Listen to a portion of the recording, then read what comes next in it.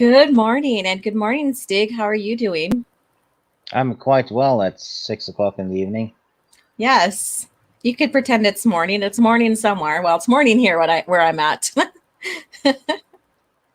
Yeah. So, how are you doing, Stig? Doing quite well. Have my Coca-Cola with me and my tobacco, and I'm on my back on the couch. Ah, your Like a, tobacco. Are you chewing it or are you smoking it? no, it's like those little bags you put up your upper lip. Oh, okay. Awesome. Yeah, it's manly. Puts hair on your chest. Okay. Well, I didn't think you would have that problem at your age. Well, no, but still. What do you Hi, good mean? morning, What do you mean, chat. my age? Good goodness. I know. I'm just hacking on you, darling. And good morning, everybody. And of course, what's in your mug this morning? We know that Stig is really laid back for this chat, and he has his Coca-Cola and his tobacco. You know something? I have a bottle, and you know why? Hmm, Because I'm not a muggle. a muggle. Alrighty then. Oh, so let's go ahead and see who's in the chat. We have Mr. Lord Vader. He's been waiting here for a little while, and he says, "How, hey, you guys, how do you guys feel about all the people that want Mara Jade to be canon? I don't think it's a good idea.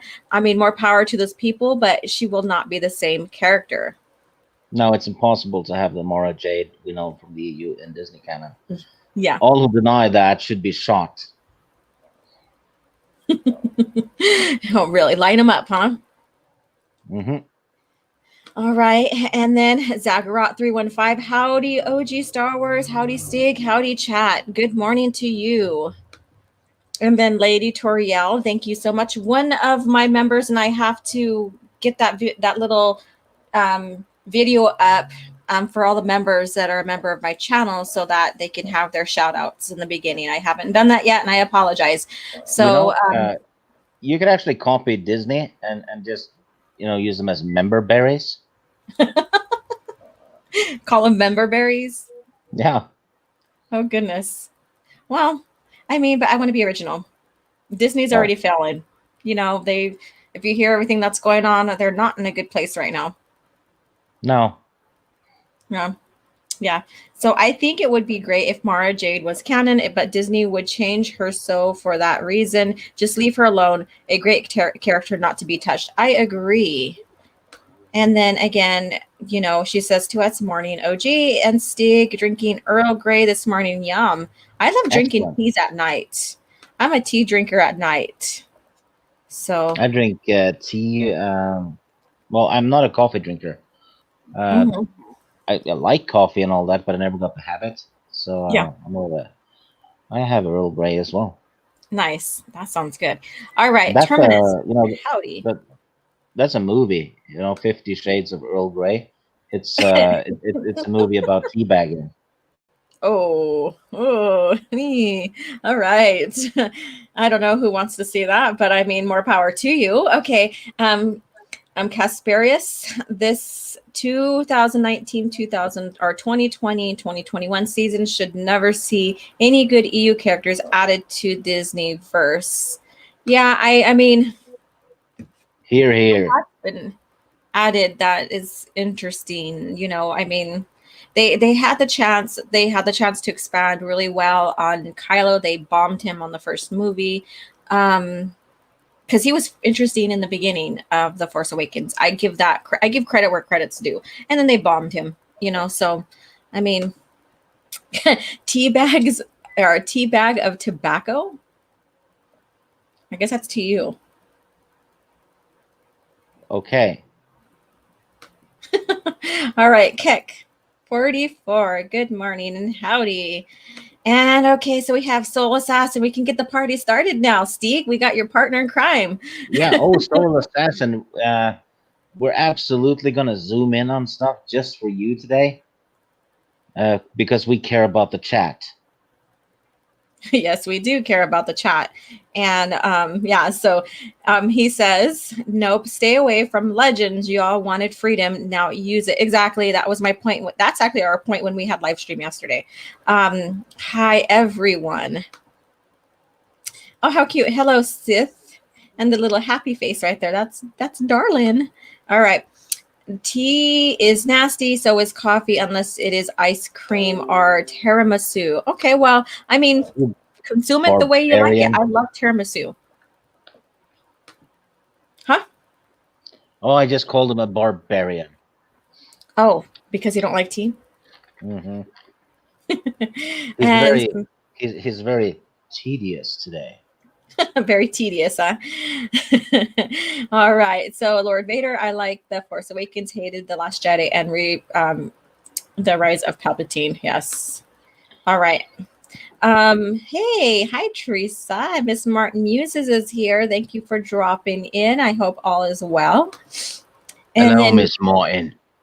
there you go. Sorry, Awesome. I can do Cockney now. There you go. And then Mr. Dystopian, Disney ruined the rule of two. Yes, it's now, basically the Jedi mistaking it for the rule of two. It's really supposed to be a diet, or however I'm translating this now. But we're not here to talk about all of that. We are here to talk about this beautiful thing. And this is Infinity Ends, or Infinities End. And this is basically, we are on Dathomir in this with Quinlan Voss. We get to explore a little bit of Dathomirian culture, I guess you could say. And the culture is on Dathomir, on Dathomir is female. So, basically female centric kind Yeah, of matriarchal it's kind of thing. it's basically a world where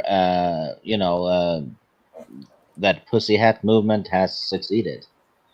It's every I feminist almost dream spit world. out my coffee. Oh my God. Well, it's true. Holy crap. Yes, it's very matriarchal, to the sense where anybody who is not of the same sex is not superior. So they're inferior. So that means men. They're only there for tools, that basically tools for the work, for sex, or whatever they need from them. And after they're done with them, they are done with them. Yeah, So it's very interesting. it's actually like the Lucasfilm Story Group had a planet of their own. Way before they even had the company, right?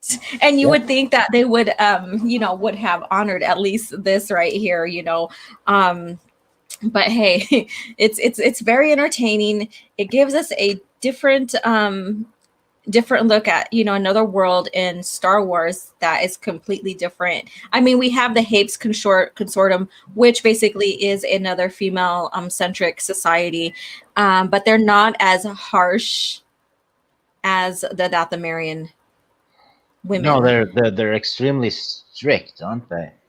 Yeah, yeah, and so I thought it was very interesting, and and now that I think about it, because I have, like I said, I'm producing the third part of my Jedi lore, the Sentinels, um, but to do a Dathomirian female culture versus Hapes female culture, that would be interesting to do, to compare them. Because we do have, if you know the story, a Dathomirian becoming the queen of Hapes. Anyways, so I think that'd be very interesting. But we're here to discuss this, so let's go ahead and begin. First of all, I have my first um, super chat here. Terminus East at $5. Thank you so much. Wanted to say this yesterday, but missed the stream. If Ben as a Force ghost impregnated Ray the old-fashioned way, I'm sure she felt the foreskin. Oh Lord. Excellent. 8 out of 10. 8 out of 10. And there That you go. And then I yeah, have Orange Hat Review here. Hello. the force skin would have absolutely tipped her off. Oh my goodness. I'm lucky my channel is like, not for kids, basically. So yeah. So I have that. This is probably not monetized afterwards, so I won't get docked for it. All right. So the opposite of every other world in the galaxy? Not really. No. There's only two, or two. Well, Hapes has different worlds in there because it's a sector or a system there, but Dathomir is just basically on its own. So And plenty of worlds are loose or ruled by females. I mean, Naboo, yeah. female leader. Hmm. Yeah, come on, give Alora money. She needs money for milk. And he's talking about, can I be a milkman there? So are you talking about Dathomir? And I'm just going to leave it at that, to leave it to your guys' imagination. So, uh, all right. So the opposite of every other world, and they already read that, Laura. Okay. I'm still a little bit waking up here. I haven't only had a couple of sips of coffee, so just bear with me. All right. Dathomir, so that's where all the male feminists come from. Not really, because they don't. Well, to be fair, you can understand how male feminists are made on Dathomir. Maybe. Yeah, maybe, because I mean, the survival of the fittest in that society when it comes to male, yeah, we'll get into this because you'll get to see pictures and all that as we go through here. So let's go ahead and begin this. So the first one is basically called it's just Infinities, and and we have this beautiful cover here. And we have the Rancor, we have the Night Sisters or the witches, and then we have Quinlan Voss.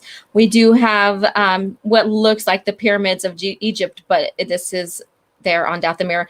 And they're not exactly, it looks like they're six-sided pyramids, the way it looks at my perspective as an artist, because we're seeing three sides on this side here. So they're slightly different. I thought it was interesting. And I'm just doing an artist take here.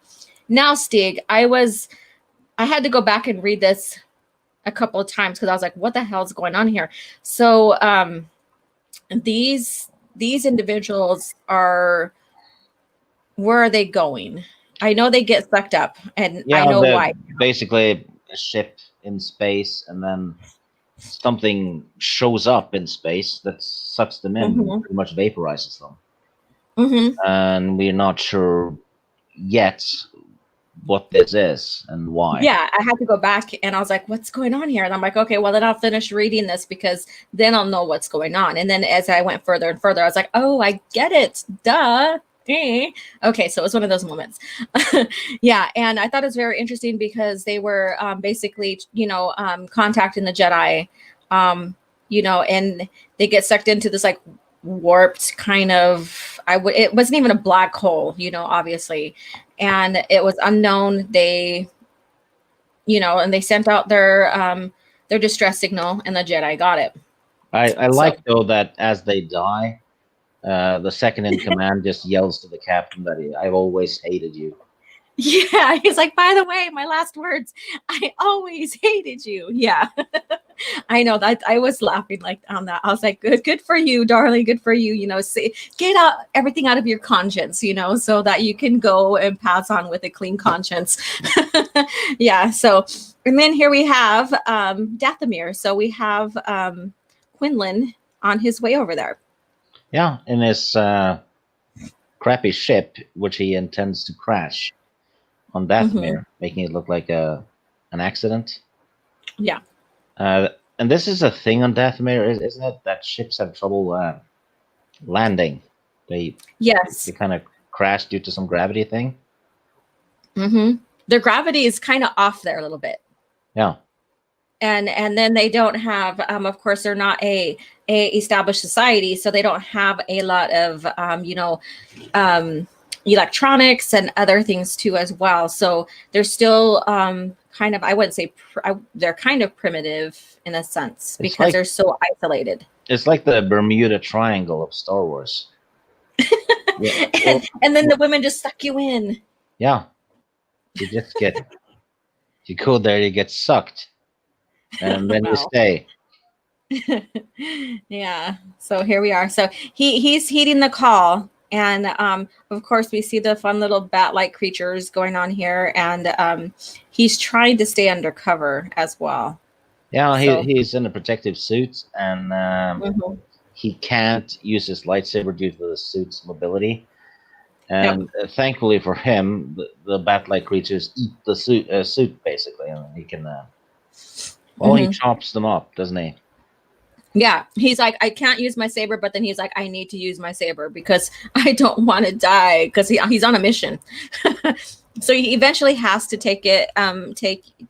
ignite his saber, and he does, just to get him out of the situation so he can continue on his mission. Yep. And look at how beautiful it is there, So if anybody's read the Courtship of Princess Leia, we know that, it's mostly a forested type planet, but there, of course, we see there's also desert, and here they are. They're meeting him now. So yeah, it's like a forest, jungle, desert planet, really.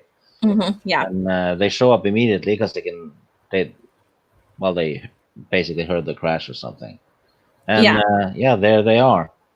It's like, hello there they are. You're like, hello there. Should I do my first Zoom for you? Not yet. I actually found one that's better, and I did this, Soul Assassin, just for you. Okay. I paid attention when I read this one last night. Yeah, he had you strictly in on his mind, just like the bro thing, like I have your back kind of deal. Yeah. So, I care about the people in this chat. Yes, you do. Even Lord Vader. Even Lord Vader. Yeah, everybody here is, we love you guys. So here we are. We're back on Coruscant here. And of course, we're not going to go scene by scene either on this, but I'm just, because this is the very beginning of what's being set up, we're just going to just touch bases on these. So we're on Coruscant here, and Mace Windu, they're chatting about sending Quinlan Voss, and of course, in true Mace Windu's demeanor, he's like, I don't trust him. Basically, he he has a thing for the dark side a little bit, and if you remember, in the last comic, Quinlan attacked Mace Windu. And almost fell to the dark side, but he managed to shake out of it. So Windu, he's right to doubt Quinlan, and Quinlan has just been sent to Dathomir, which is pretty much a dark side planet. Yes, it is. It pretty much is. And and of course there's a lot of lore going on in here and stuff, so I can't wait to get through here. So let's go ahead and move forward here. And here we go. So this gives you an idea on what they think about the men. They feel, women are much more superior, and men are just there to do the heavy lifting and procreate, and that's it. Yeah, that's it. They're there to do all the work and do the heavy lifting and all kinds of stuff, and then they get shagged. Yeah, and so here we are. So we have the men being slaves here. We have, one of the guards up there looking down, and speaking and everything. And then we meet, what's this guy name again? The skeleton guy. What's his name again? He's I think the race was it a Devik? It's a Yagdul. They're Yagdul from the planet. Yag, Shushin. Yeah, he's a Yagdul, but I think the name was well, if you zoom in, you might see it. Okay. If I zoom in, I don't see it.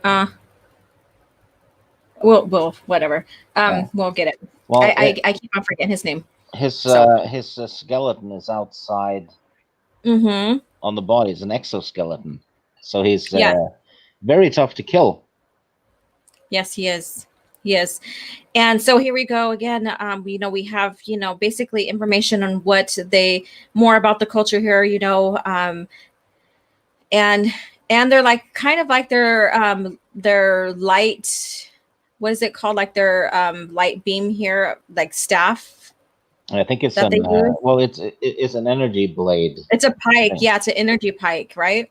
Yeah, something like that. It's not a lightsaber, but it's made of energy. Yes, exactly. So I thought that was very creative because it's not a lightsaber; it's an energy type pike. It still, has heat in it and stuff, and it does the job. Yeah. does the job well. So yeah, and so they're explaining here, like, what's required of the men, and basically they're just there. They're just the tools for pleasure, the tools for work, whatever they need from them, and we have more, scenes here, and the queen right here. So, Yeah. She has the big brutes, and there's also a little earthquake thing, which we learn more mhm, about later. And the skeleton guy does not get crushed, unlike the others. yeah, Just exactly. tough to kill. Yeah. Yeah, and her name is Zalem, right? Zalem right there. So it says right there, Zalem. So the queen's name is Zalem. So remember that. Isn't All right. if you think about it, it's probably a play on Salem. The Salem witch Salem. trials. Ah, Salem. I said Salem, but Salem. Very good catch. I was doing a harsh Z, like Salem, Salem, Salem, Salem. There we go. Awesome. The more you know. I need that little thing on my thing. The more you know. All right. And so it looks like, okay, so this is the thing right here. I love this energy cage they have going on here. So when I seen the Mandalorian, this is what I imagined. Something like this for that little boxing ring that they were, fighting ring they were in. Something more Star Warsy where you have the energy beams as the rope, but not basic rope. Yeah, and And that's my mom right that. and they're keeping the slaves in a cattle pen, really. Yes. Mm-hmm. And some deformed night sister is serving them food and all that because she Yeah, has to stay with them because the other ones hate her, based on her exactly. looks, actually. Yeah. And they call her the rain core. So that's like adding salt to the wound Yeah, in a sense. Even though rain cores are respected creatures of the witches and stuff, because they train them, and all that. They write them, that's their mount, I guess you could say. They call her the rain core because the rain cores are not beautiful creatures either. it's kind of like calling someone a cow or a horse or something. Exactly. And so she's another pivotal character. So people in the chat, just keep an eye on her. And isn't the scene where they're discussing, how like the witches come in and sometimes they'll pick someone to mate with and then they kill him. And then he was like, he was thinking, well, he basically is fascinated with Raincore. Like there's something about her. He feels her energy. He feels her force energy in a sense, but he can't quite place it. And they're like, why are you wanting or thinking of her? I thought that was funny. Her, So, that's the one, the middle. mm-hmm. If you zoom in on that one, we will have done what Soul Assassin wanted us to do. Okay, I guess I could do that for the gentleman. Oops, maybe not. What the fuck? Okay, where we at? I kind of fast forward it. No. Okay, here we go. Oh shit. I'm trying to scroll up and it's bullshitting with me. Yeah, you're around. There we go. I got it. I don't know how it skips like that. Honestly, I don't. Okay. Okay, here we go. Okay, Laura, get your shit straight. Scroll that down. That's the next page. I know. I'm just making sure. So there you go. This is as much I'm scrolling in right now until I get this straight. I haven't got a regular mouse. I'm still using the laptop mouse. So it gets kind of touchy, sensitivity kind of deal. But here you go. So this is basically an idea of how they dress. There is more risque in here, but I think it's brilliant. This is they're dressing like women should dress. And Really. that there is a Volanda, the Night Sister, and she's the best one Mm-hmm. in the comic. And Yeah. just for you, Soul Assassin, I paid extra attention while I read it. And there you go, Volanda, the Night Sister. Yep.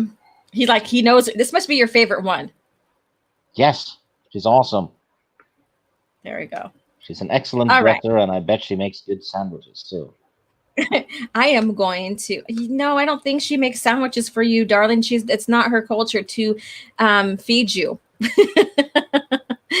All right, I do have a super chat, and I'm going to go ahead and take a look at the other chats as well. RC from New York City, $5 super chat. Thank you. Good morning, OG. Good day, Steeg. Good day, chat. I hope everyone is well and blessed today. Thank you, and I hope you are having a blessed day as well. Thank you so much for your support.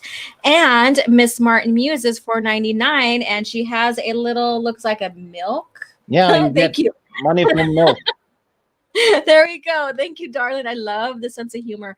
All right. Thank you so much. I can't believe I missed that one, but we got started here. So let's see what's going on here. Dathomir is the femdom planet of Star Wars. Yeah, and I think it's very fascinating. Honestly, I do. I love the different switch up take, and I love Hapes too as well. Not because I'm just female. I just like just to see different things and how different societies developed, especially like in seclusion. And that's Hapes Consortium is basically another one that kind of evolved on its own outside of the greater galaxy.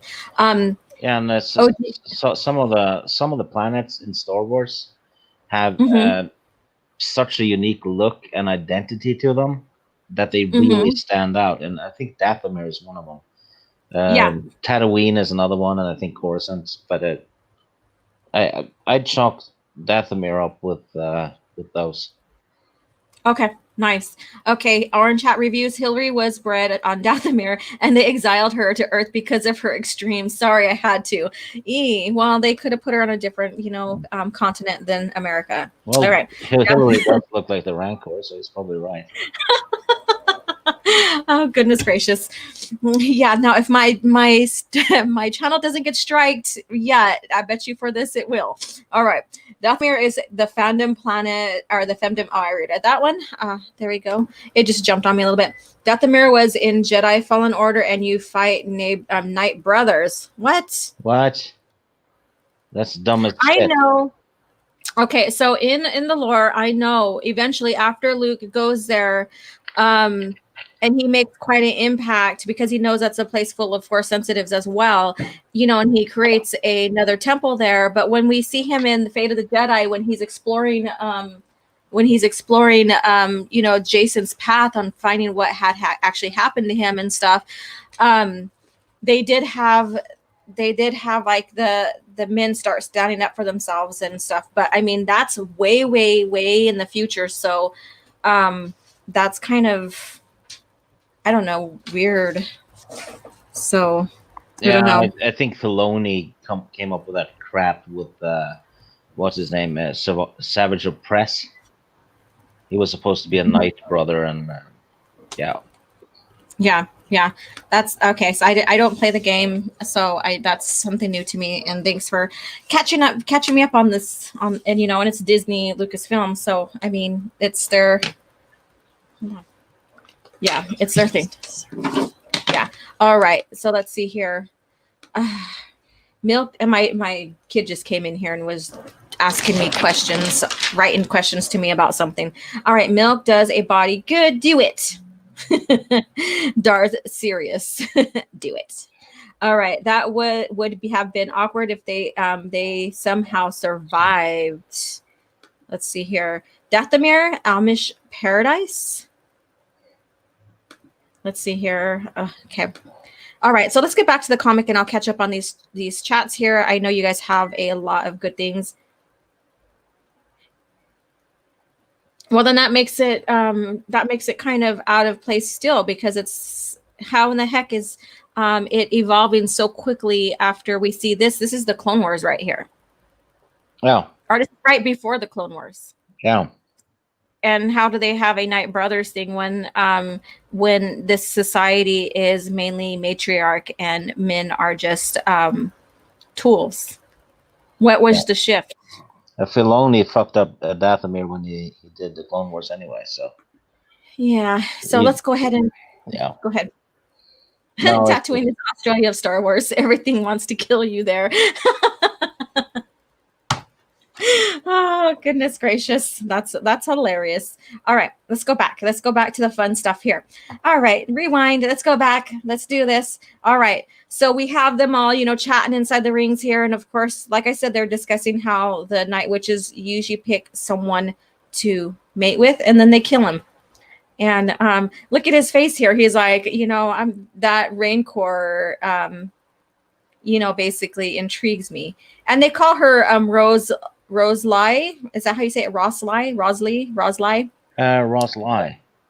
Roslai. Yeah, there we go. And they're like, dude, but the Rancor, what the hell? And then we see his face, like it's funny, it's hilarious. I thought it was funny. So here we go.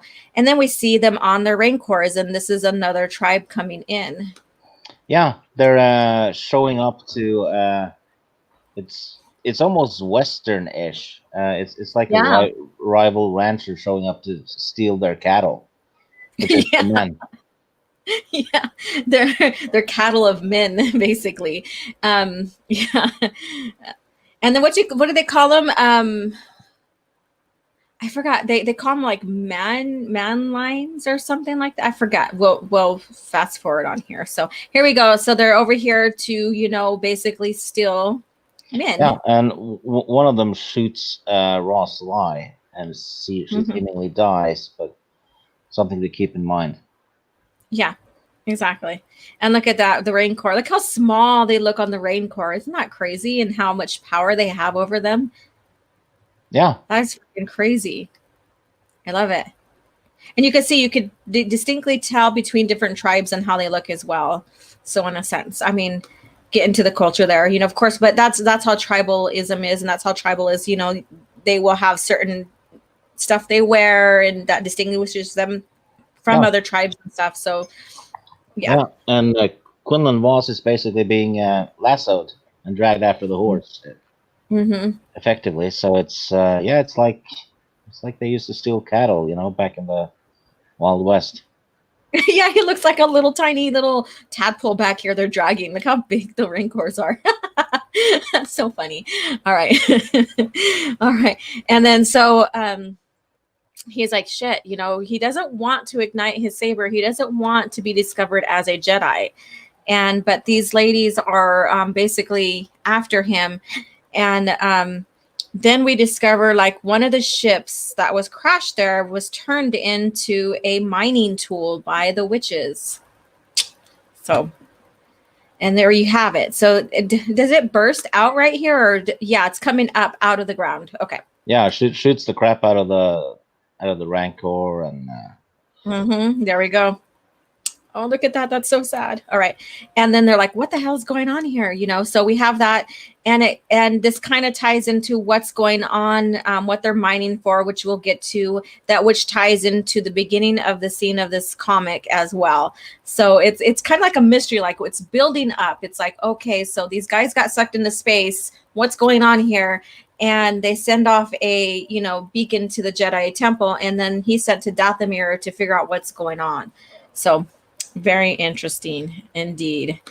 So we have, of course, and they capture the other females, and they specify you will not be treated as males because they're of the superior gender or something. Exactly. I was like, whoa, okay. And did it say in there, like, do they adopt them in the tribe, or what do they do to them? They shoot them right there. Oh, well, yeah. Because they're a threat to them, more so than the guys are. Yeah. There we go. All right. That's crazy.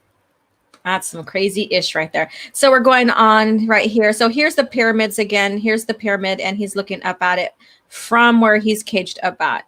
And, he can leap out of there. He's a Jedi. He has the ability to free himself, but because he's on a mission and he's undercover, he can't really reveal himself just yet. Yeah, and he senses something about the pyramids. Exactly. And that's why he's looking at it. So we're going on to the second comic, but let me go ahead and take a look at these comments real quick.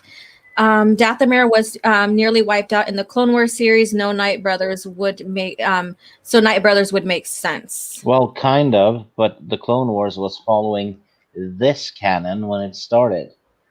And then when George started doing the Red Tails movie, Filoni was left to his own devices, and that's when it went completely haywire. He just ignored everything that was in the lore he was supposed to follow.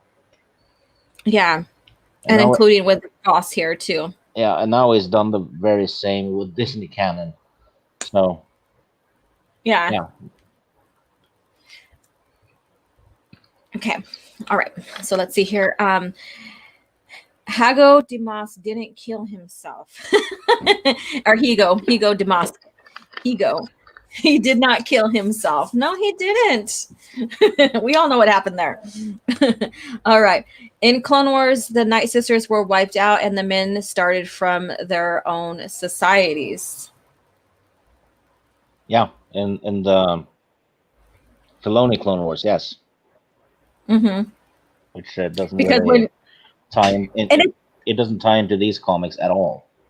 it doesn't even tie into the lore. Like if we're talking about legends, it doesn't even tie into the lore after Return of the Jedi because Luke goes to Dathomir, the planet's back to normal again. Yeah, And we have the Night Sisters, and the men are still superior to the female. So how does that happen? And there's no Night Brothers. yeah. Then yeah, you know, Filoni is clueless. He's an idiot. So there we go. But I mean, it's now part of Disney canon more so than ever. So I mean, there we go. You guys can keep that. That's Yeah. fine. And enjoy it. If you like that story arc, then enjoy it. I stay with Legends and even the Dathomirians, per that from this comic all the way into, when we see Luke in the courtship of Princess Leia, and then we see, Tennille Joe. Basically, the Clone Wars was retarded enough for Disney to consider it worthy of their canon. This from Steeg's mouth himself. Here we go. All right, so let's get back to the fun here. All right, Pelosi came out Dathomir burial pod and said, "Good morning, Sunday morning." Oh goodness. Okay, hell guys, hello. How are you doing? And one of the most important questions is what's in your mug? What are you enjoying or sipping on while we get through this comic here? And thank you for joining. Casperius, did I miss something with Jedi Fallen Order? It was still matriarchal. The head witch lady you deal with was in charge. If was just that there was more men than women left. Oh, interesting. Okay. So that contradicts Filoni. Yeah, I'll make the Night Sisters worship me, OG. Okay, there you go. Good luck with that. Miss Martin Muse has got to go. Love listening to this on my break. Great show. Thank you so much for popping in on your break. I enjoy you coming in every coffee chat. Thank you so much for your continued support. All right. Soul Assassin, have a good one, Miss Martin. Okay, let's get back to the comics. I don't want to spend too much time. These are very interesting. These are fun to talk about. Really, they are. So we have them turning these ships that were crashed into mining tools. And and they've been building some super weapon on the ground. Mm-hmm. And sinister stuff. Yeah, very, very. So here we go. So here's the queen again. So here's her face right here, kind of a close up here. And how many daughters does she have? Does she only have like a few? I wasn't sure on that. She looks like she has shagged way too much. She probably has like 60. God, yeah. So I thought that was interesting because, I mean, it doesn't really say, and there's like maybe a couple that's revealed in this, but I'm pretty sure that she, produced quite a few daughters at least. And isn't in the Dathomirian culture that if a male's born, don't they kill him? Yeah, I think so. I think so, but I'm not too sure. I should have looked up that last night. All right, so here we go. They're getting attacked right here by this, like, I would say, Tremors type worm. Yeah, it's like that's a worm. The feeling I've got. It's like Tremors. It's symbolizing the patriarchy, obviously. Yeah, the symbolizing the patriarchy. Okay, well, that is some scary symbolization right there. There we go. Yeah. So they're getting attacked here, and we have Quinlan, and it comes out of the ground. We have Quinlan, helping out, helping out those that are getting chomped up, basically. Of course, because he's a Jedi. And that's what they do, right? But Yeah, he's still like, I can't ignite my saber, but then he has to, but he does it inside where he's not really seen. yeah, it jumps into the worm, and Yep. with the the bone fellow. Well, actually, he jumps after the bone fellow, and Yeah. he just carves the creature's brain up with the lightsaber, Mm-hmm. as you do. And no one, yeah, and no one was able, so far, no one is able to really defeat these. Makes you wonder though, where was he hiding the lightsaber? Yeah. Yeah. I mean, I didn't really notice that either on his body. Let me go back a little bit. Well, we don't really see No, because he's here right here. it's inside his clothes somewhere, and they didn't search him, so that was sloppy. Kind of, yeah. Unless they're like, oh, you must be feeling really nice today, darling. No joking. Yeah, Wow, are you thinking of me? yeah, That but kind of you're thing. like, get up. Oh, you're already up. Oh goodness. So here we go. So they defeat it, and the Night Sisters are like, how did you do that? So here we go. We have the matriarch here. She's, being brought in by her men. Look at that. So these guys were qualified enough to, be her chariot carriers. So, and look how buff they are. So they prize their men, like I said, tools, but even further strengthen their brute as well. So men to them are basically, just things to look at, to adore, to have sex with, to, have work for them, depending on your status, your looks, your strength, or whatever. And that's established in the beginning as well. So I thought that was interesting, so yeah. And So there you go. unlike male feminists, these guys are actually in shape. Mm-hmm. Exactly. And, and they have to be appealing to her because that's what they look at, for their men as well, is how they look, their strength, their brute, and all this other stuff. So yeah. So she over here, she's like, okay, so who defeated this? This was never done. And of course they bring Quinlan to her. And then we get the sister, because she is the queen's daughter, if we haven't mentioned that already. So Rancor is the queen's daughter. So she's like one of those, like,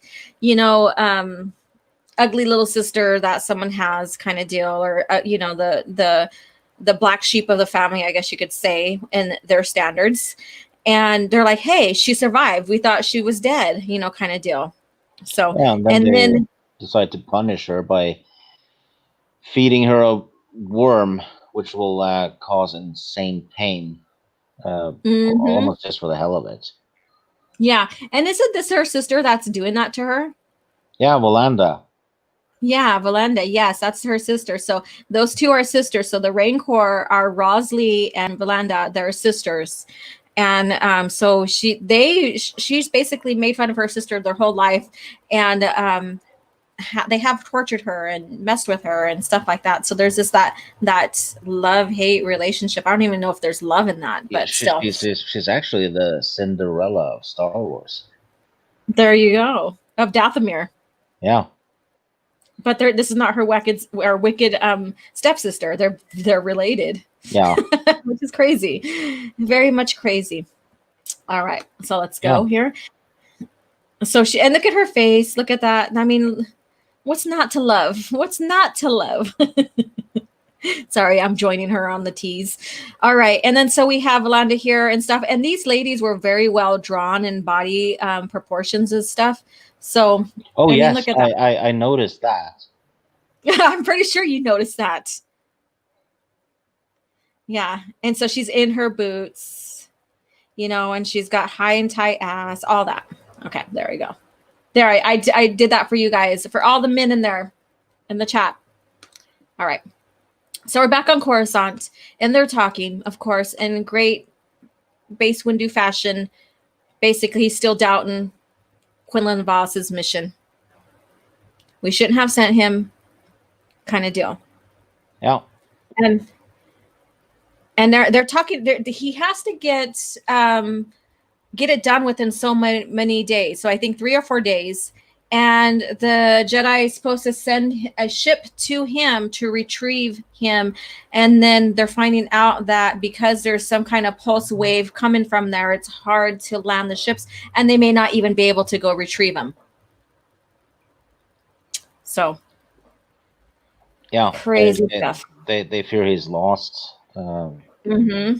And Quinlan gets promoted. He gets to look after the lizard animals as a thank you for killing the worm, but it's actually more dangerous because they chop one of the legs, rather the hands or something, off those lizards because they use them for something, which we don't know yet. But Mm-hmm. sometimes those animals will bite back. Mm-hmm.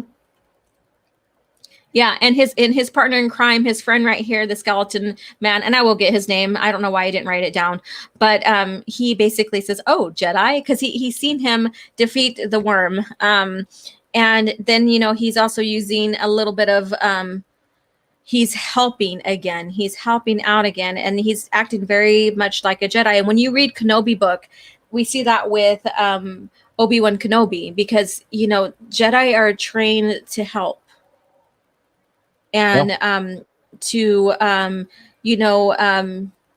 settle any disputes or discriminations or what have you, are wrongdoings. And that's what he's doing right here. These guys, these creatures are native to Dathomir as well, and they're caging him up, and we find out more as we get down the line here in this comic why they're caged up. So he helps free them.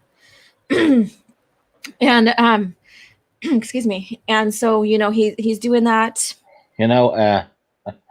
They sent him to the lizards because when they saw his lightsaber in his pants, they realized this is the man for the job because he doesn't suffer from erectile dysfunction.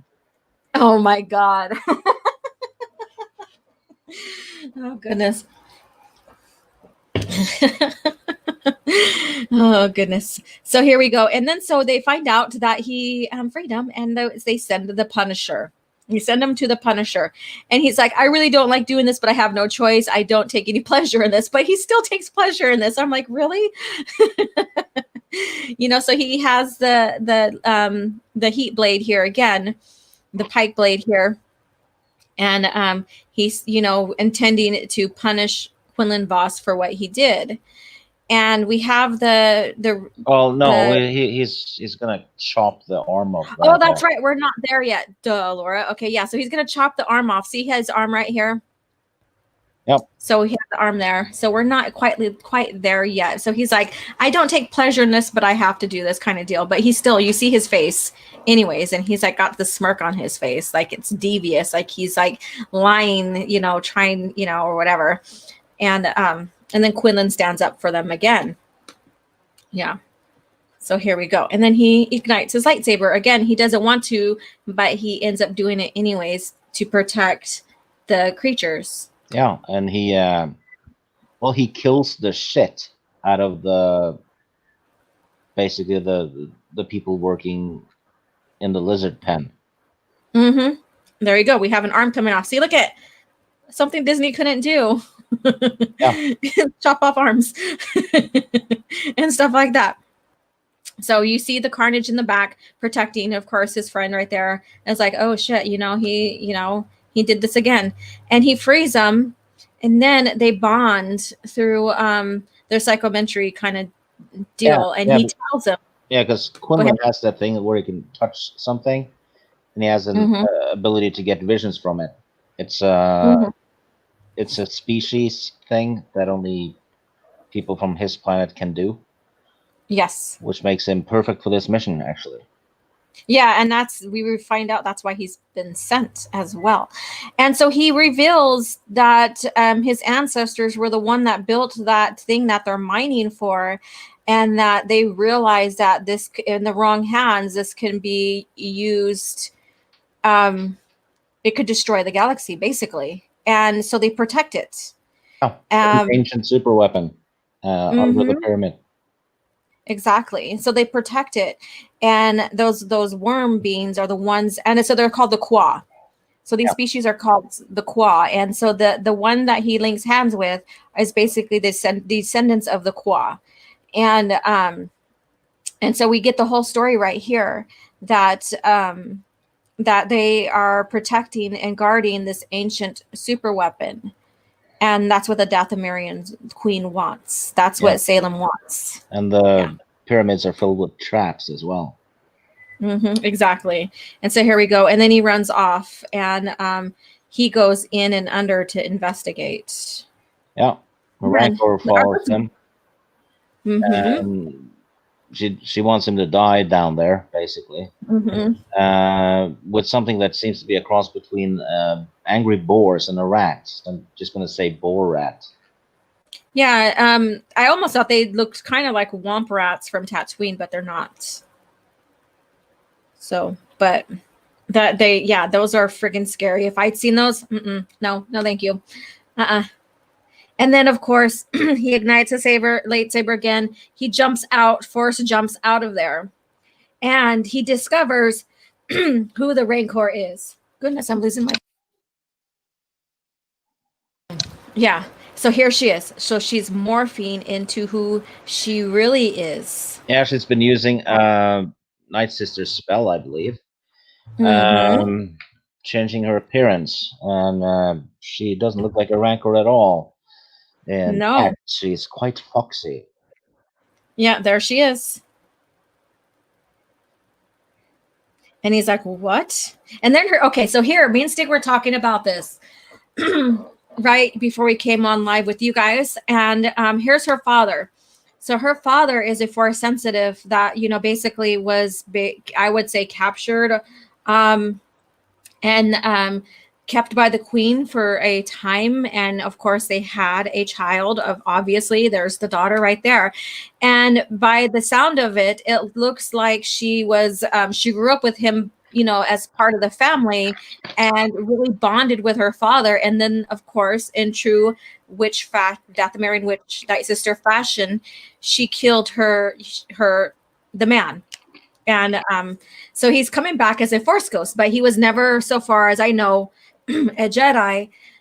And then also with the lore, we know at this time frame that the technique and training to become a force ghost isn't brought back just yet to the Jedi, which means it may mean that maybe the Jedi don't know it anymore, and then we get Qui-Gon bringing it back, when we see at the end of Revenge of the Sith.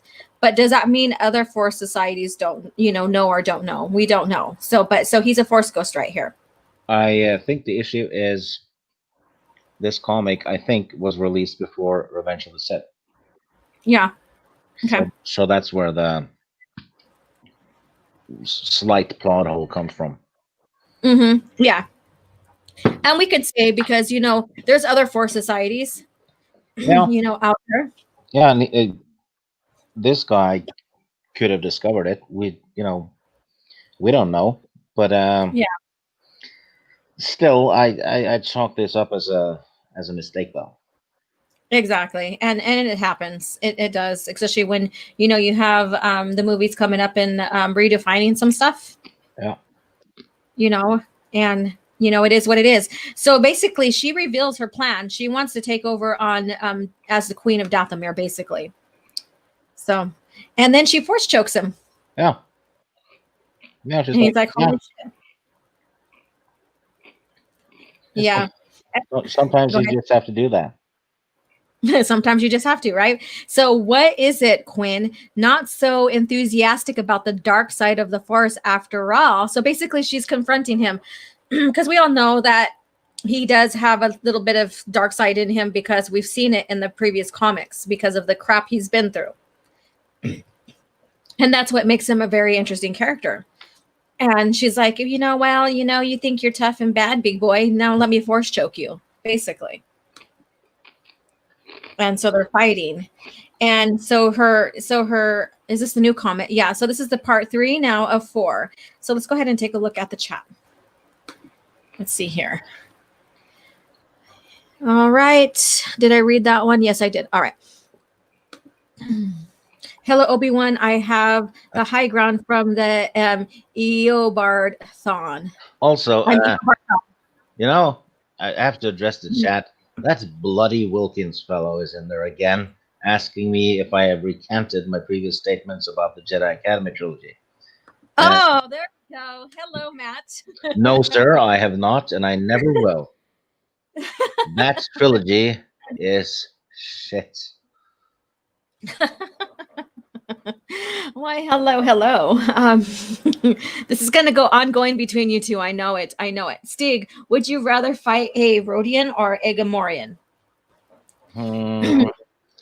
So that would basically be a person from Sweden. Oh, geez. Or someone from California.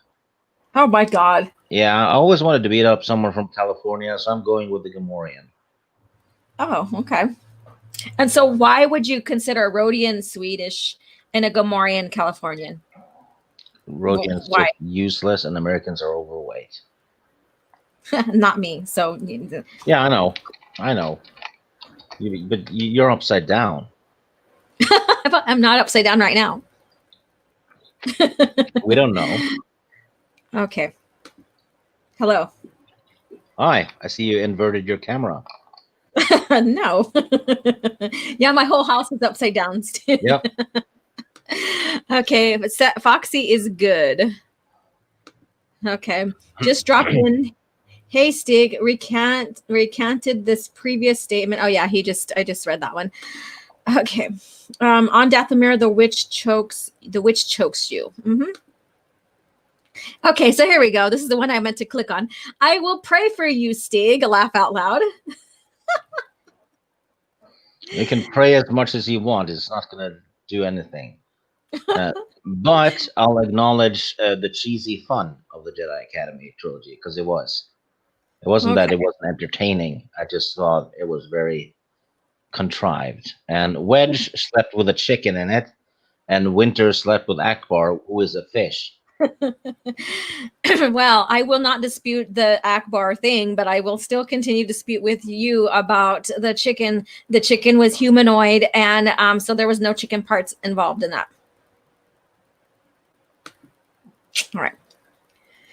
All right. So laugh out loud. Thanks, Soul Assassin. So hello, Stig. I thought you hate Swedes. Yes, but it doesn't mean I beat them up or anything. It's like, from that Game of Thrones quote, a lion doesn't concern himself with the opinions of sheep. Sheep in this case would be Swedes, so I give them no regard. Okay, and then so Fat Steven Seagal, Stig cosplay as a Swedish chef. Fuck you, Fat Steven Seagal. All right, laugh out loud. Stig views on Americans. You're quite entertaining, Stig. We love you. All right, Terminus. Laura, do you sleep upside down like a bat? No, I don't. But that's very interesting because Steve did tell me before we came live that I should cosplay as Batwoman because I'm always upside down. Yep. Oh, goodness. Okay, Mr. Dystopian, I'm skinny and in need of a sandwich. Okay, what kind ladies out there would go make this poor man a sandwich? Please, go do it. For God's sake, women, feed the man. Exactly. Matt Wilkins, what came first, Stig? The chicken or the wedge? The egg. Oh, goodness gracious. All right. Laugh out loud. Okay. Fat Steven Seagal, challenge accepted. Or Fat Stegan. Oh, Fat Stegan Seagal. Fat Stegan. Okay, I love how you did that. I love that. Okay, another one here. Is Swedish fish your favorite candy, Stig? No, your mom is. Oh. Okay, let's go back to the comics. Oh my God. Oh, you guys are too much. Too much. Okay. So here we go. Let's get back to the fun of things. So we are, the Dathomirian witches, they're their own distinct culture, their own distinct style, everything here. And we're getting more into this as well. So this is part 3 of 4 of the comics. So here we go. So again, she reveals herself. So Yes, here we well, she doesn't reveal herself enough, but she reveals who she is.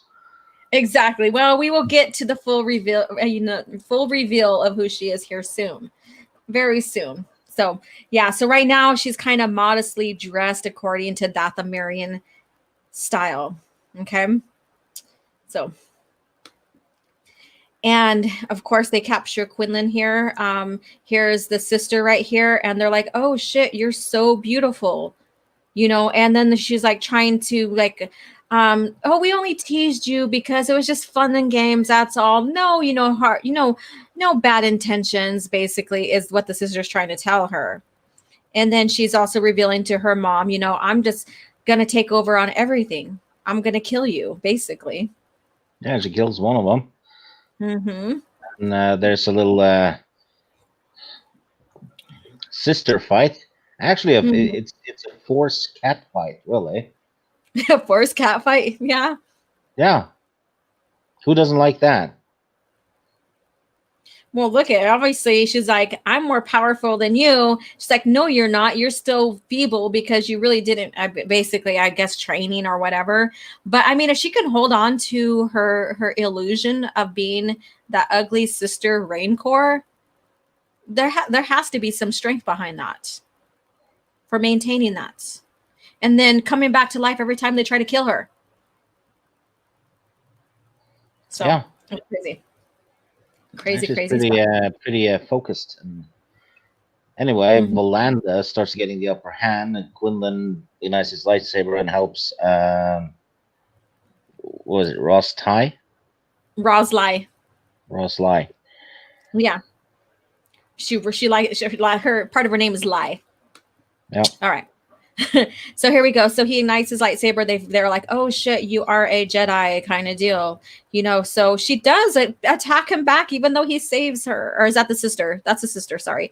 So yeah, she comes back and ignites her little pike there, and they ignite in a fight, and then he chops it in half, basically, almost getting her hand. yeah. So there we Yeah, and she just fades away villain style. Probably a go. Yeah. force illusion trick, and yeah, Mm-hmm. And then so he's like, we need to talk and stuff. And she's like, I'll see you later. Bye, bitch, kind of thing. But yeah. So she uh, leaves. Force Library Fox in the chat. Sorry, Holocron Library Fox in the chat says the Force cat fight needs more oil. Yes, absolutely. You're right. All right. That's funny. All right. So Matt G at $2, you have a bachelor's of graphic arts. Is that to me? Not just yet. I am finishing up my AA and art studio. Then I'm deciding which way I want to go with it. Either I want to be an art teacher or I don't know yet. So there's that. So, all right. Whoops, this one's to you. Trayla at Stig, I agree with your opinion of JA. So Jedi Academy. Yeah, He said, ooh, Stig, shots fired. And yeah, that ooh, dystopian parts. fellow. Yeah. I mean, you Well, guys play nice. Play nice. You guys, I care for you all. Play nice. just for the record, when I do shots like that, when someone does a sweet scrap, it's all in good fun. I'm not pissed or anything. I shoot back. You Yeah. know, that's it. It's all in good fun. Okay. As long as it remains that way. Yeah, I don't don't mind. I don't don't mind. please don't take it personally. Okay. So Trayla's like, ew, chicken parts. Yeah, I said it. That's funny. Let's see here. The force cap. Or yeah, you already read that. And then yes. And Stig, we will one day duel each other. Sure, I'll chop your legs off and one arm and set you on fire. Set you on fire. Talk about a walk of shame. Yes. Okay, let's go back to the comics here. All right. So she does reveal herself. She has a higher plan, Roslai, and the sister and the mom are meeting here, talking about just what conspired, and then we're back on Coruscant.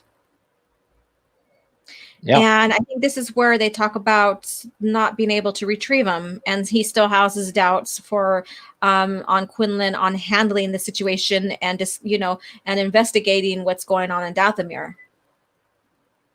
And this goes to my point that I had on Twitter. So basically, when you look into the new lore, they say that the Sith has been fighting the Dathomirians for like over 1,000 years leading up to the Clone Wars.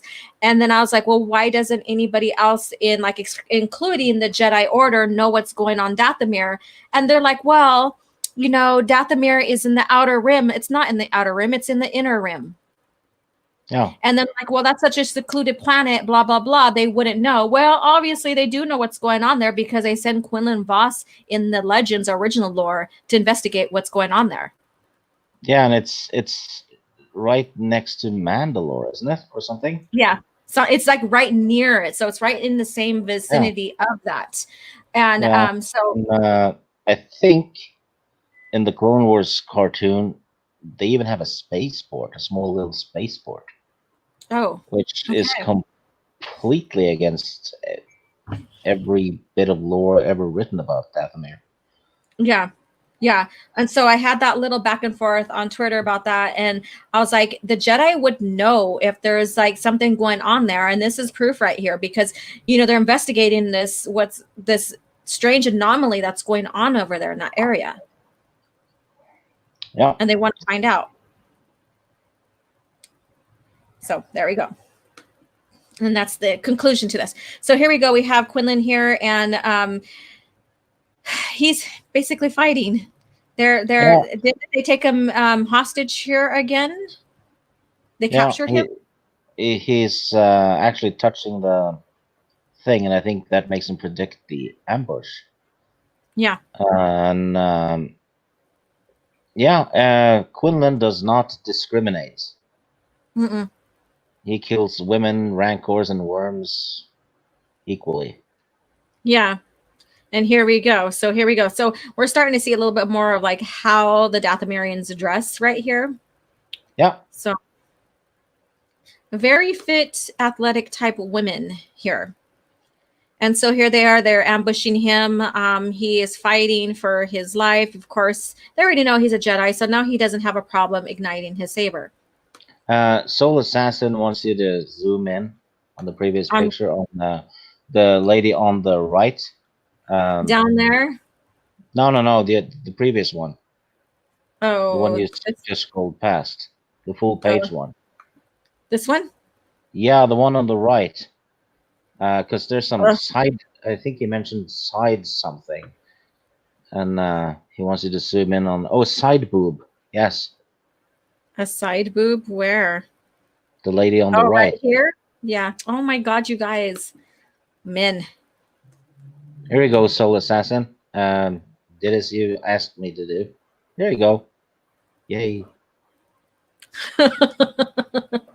Oh Lord. Why am you guys. Okay. Yes, I agree that picture needs more oil. Okay. Oh Lord. So here we go. They're still dueling, they're still fighting, the ambush is still going on, and he eventually gets captured here. So and is taken to the Queen. Yeah, Volanda defeats him by using the Force to deactivate his lightsaber, basically. Yeah. She's actually proving to be quite competent as a villain. Yeah. There we go. So there she is right here reaching out, and then bam, his saber's off. So that was very interesting. I forgot all about that. I mean, I caught it last night. I just didn't note it to say, oh, guess what this woman's doing here. Yeah, so here we go. So she goes back, and of course, they are like, like a harem. Basically, their homes are made of like nice, tents. I would say tents or whatever. I was gonna say teepees, sorry, but that's just me. But yeah, so they take him in. And whoops, Yeah, shit. they decide to interrogate him with worms, Yeah. basically, injecting him with those worms. And you're skipping ahead big Sorry, time. I lost my place. Or wait, here we go. There we go. All right, I scrolled on something and I lost my place. So yeah, so they decide to inject him with the worms. He's trying to fight it, but see here, look at that needle. Look at that. That's I don't like needles. Sorry. Okay. Yeah, especially the ones with worms in them. Yeah, how's Um, that worm gonna squeeze through that little thing there? I don't How? know. They make it happen. Yeah, it happens. Yeah, and meanwhile, Mr. Bone knocks out a Night Sister and goes to take the mining ship. Mm-hmm. And I believe the friendly Night Sister, who's now dressed a lot better. As we see Um, right here, this is the cover of the thumbnail of my live stream here. So there you go. yeah, hello there. You know, you may grab my flight stick anytime, darling. Oh goodness gracious, here we go. Right here in my cockpit. Sorry. I bet. I bet, Steve. I bet.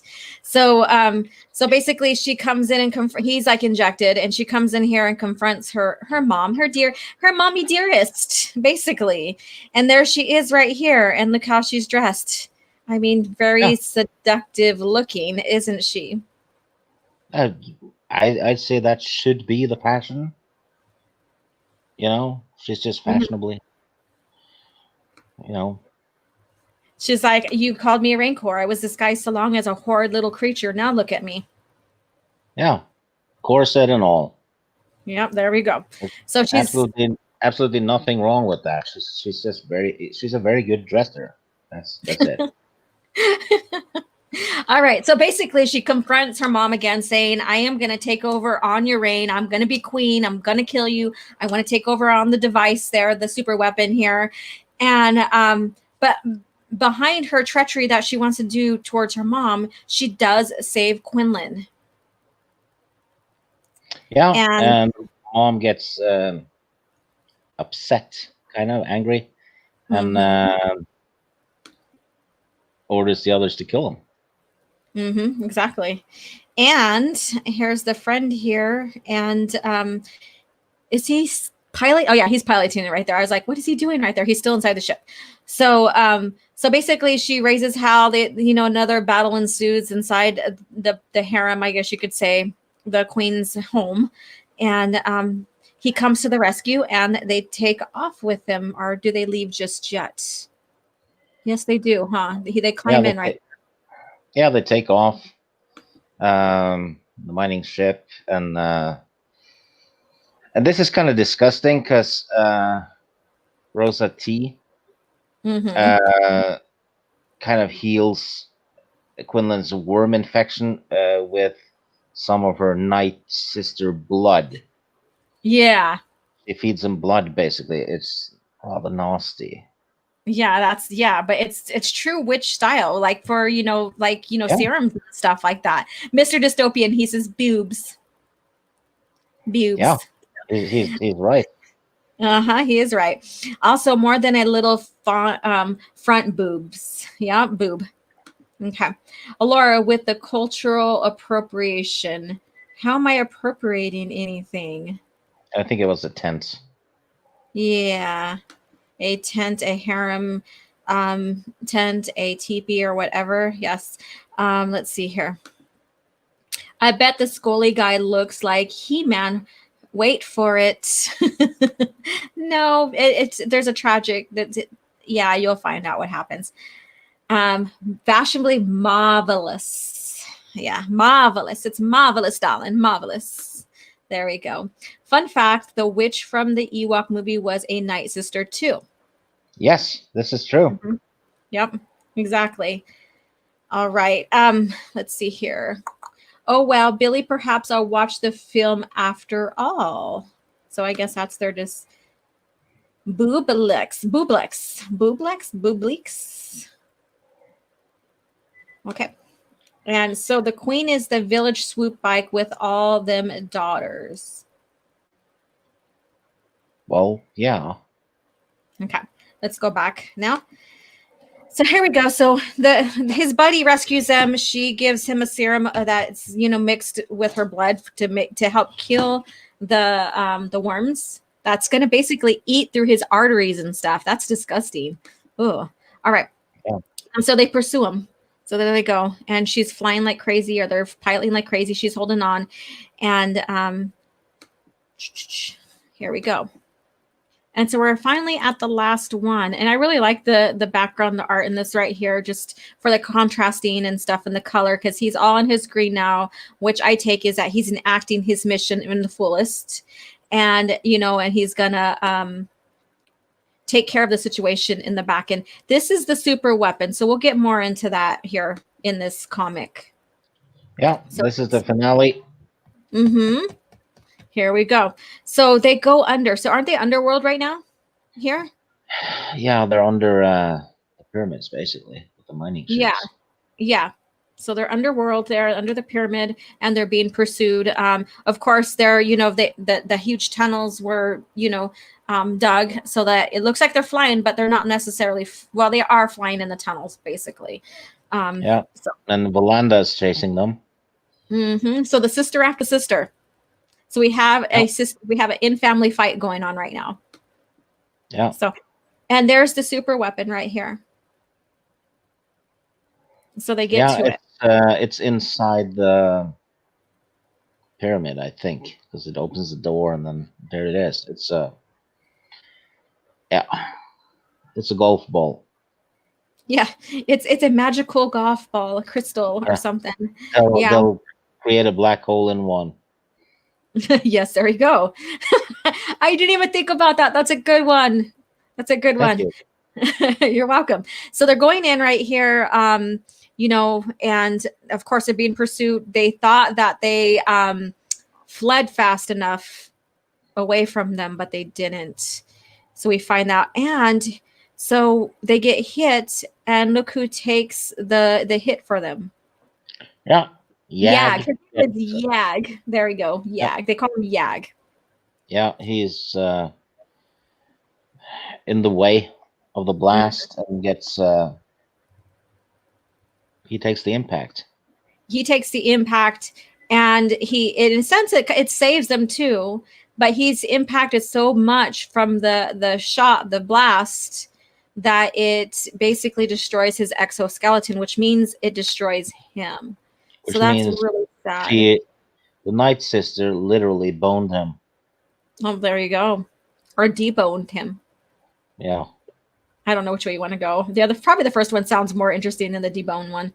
Okay. And of course, they're still pursuing. The chase is still going on. And he's like, may the Force guide me. So he's calling on to the Force, of course, in true Jedi fashion. Yeah, and they blow up Yolanda. Mm-hmm. Tragedy. She could have been used in every comic since then because she was awesome. But yes, one of your favorites. Yes. Poor Stig cried so much on this. He was in mourning for a little while for her. Yeah. Yeah, so there we go. So there she's blown up here. The mom's right here. She's looking down at isn't that the control device there? That she's looking down. And they're in the pyramid I think they're going to raise the super weapon. Yes. And so she's like, I have control here, and she goes, the first target, the capital, Coruscant. Yeah, they're going to blow up Coruscant. Mm-hmm. With that weapon we saw being used at the beginning of the first comic. Mm-hmm. And so the creatures that are basically the Guardians he is basically being mind controlled here, and he really doesn't want to do it, but he activates it because she has the remote. She is mind controlling him, or basically controlling his body. Yeah, well, you can see it a little bit. They basically peel away the skin and the bone from the top of his head. Yes, and put right here. Right into the brain. Mm-hmm. And he dies from it. And super weapon it's pretty much like a wave that's about to hit Coruscant. It's a bit unclear how it works actually, but it's Yeah. gonna kill Coruscant. Yeah, and here we go. So we have Coruscant here, and they call it with Infinities End, and that's the name of this comic 4-part series is Infinities End. And so there we go. And so here is that wave going straight to Coruscant right now. And then we have, basically they're looking up at the sky. They basically, he says they have an hour before from when they're looking at it to when it's going to hit Coruscant. And they're like, we failed, we sent Quinlan and he didn't do his job kind of thing. So they're kind of gloomy here. They're kind of being pessimistic about the situation because they don't have control. They don't know what's going on. They think that Quinlan's failing because of what they're seeing right there. And I guess they have every right so right now because they're like, oh shit, we're going to die in an hour. Yeah, because they don't have a New Hope yet. Yeah, there's no one to hope. There you go. And then so again, he is brought in once again. And then here is the remaining daughter. Here is Ross Lai right here in all her glory for Stig to look at. So, you lost one sister, but then we have this sister who is revealing even more and dressed up even more to your liking, Mr. Stig. Well, yeah, but still it's not the same, is it? No, you like the first one, huh? You kind of attached yourself to the first one, didn't you? Yep. Attachment is not good for Jedi. Yeah, but I'm a Force ghost, so I can do whatever I want now. Okay. All right. So there we go. So they take him in, and then look what happens. Yeah, she kills Quinlan Voss by stabbing him, and there's an exchange where she's basically boasting. Yeah, she's to her boasting. mom. All right, I'm gonna take a look at the chats real quick before we move on. Okay. Oh, did anything go in? Okay. The only super weapon I like is Star Wars is the Death Star and the Star Forge. Okay. I agree 100%. Yeah. Only 1 hour before the Nexus hits. And then I like the mass shadow generator. So everybody's putting in their own little claim on what they like. Which one was the mass shadow generator again? I don't remember now. It rings a bell, but I can't place it. Yeah. Please let us know where it's from, Dystopian. Okay, I know I should know this. Yeah. It is from. I don't know. Just go ahead and do it because I don't want to waste too much time on this, and get away from the story altogether. So the only 1 hour. Okay, I already read that one. And let's go back to the story now. So here we go. She penetrates Quinlan with her pike here.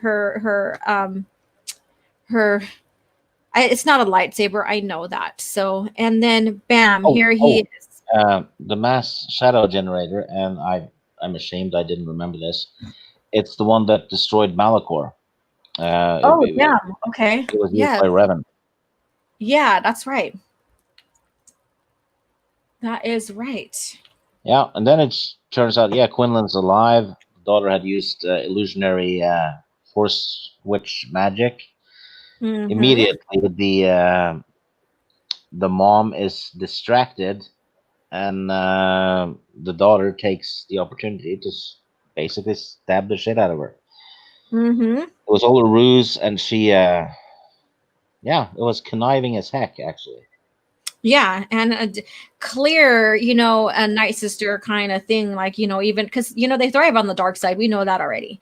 So a lot of their force abilities come from the dark side. And, we know there's some kind of training with this because they even tell Roslai is that, oh, well, you have to still be weak because you never went through training because we bantered and teased the shit out of you for being ugly, so they're in denial of, her force abilities for the dark side. Yeah, and she clearly shows with them that she's strong and capable.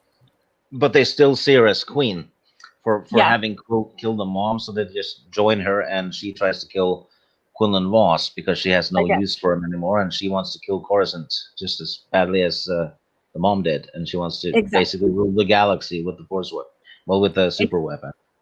Yeah. So Yeah. stereotypical batshit crazy power hungry lady.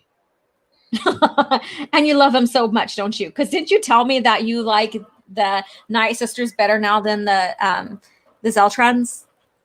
Yeah, because of this comic. So I'm ditching the Celtrons for a while, and Mhm. yeah, I'm all about the Night Sisters for the time being. For the time being. Okay. All right. So there she is here, and she's like still true to her nature because she even warned them, I'm going to kill my mom. I'm going to take over. I'm going to be queen, blah, blah, blah. And so she still sticks to her plans. And she uses Quinlan for her plans, basically. She used him. Yep. And here Then we go. Quinlan activates the defense mechanism in the pyramid that he knows of, because he mind melded with that lizard earlier. Yeah. And So what was it really? Go ahead. Sorry. yeah, so he switches his on, and because there are traps and security measures in the pyramid, Yeah. and like I said earlier, he has no qualms about killing women at all. Mm-hmm. So they start getting Zapped. yeah, zapped. Exactly, it's a zap right there. And the thing is that after he killed that worm that's protecting this temple here and the super weapon, I guess you can say. Basically, the he's told that because he did that, he has to take their place in guarding. And so because he's doing that, he's being recognized by, I guess you say, the forces inside the temple as one of the guardians. And so he's able to activate all of this. So I thought that was Yep. very interesting. Yeah. And then she gets zapped too. Yeah, but just doesn't get zapped enough. Yeah. So it's more of a stun kind of deal. Yeah, a minor injury. Mm-hmm. And Quinlan, who knows how to operate the device, basically, after having learned it from the lizard. Mm-hmm. Um, well, if you turn the page, we'll see. Okay. Um, I thought maybe you wanted to look at that a little bit more, but never no, mind. he basically makes it self-destruct.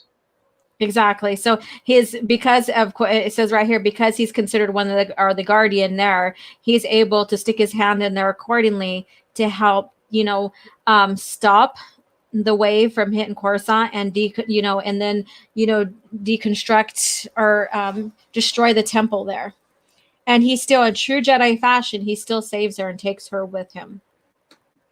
Yeah, and this is weird because he goes into hyperspace. Mm-hmm.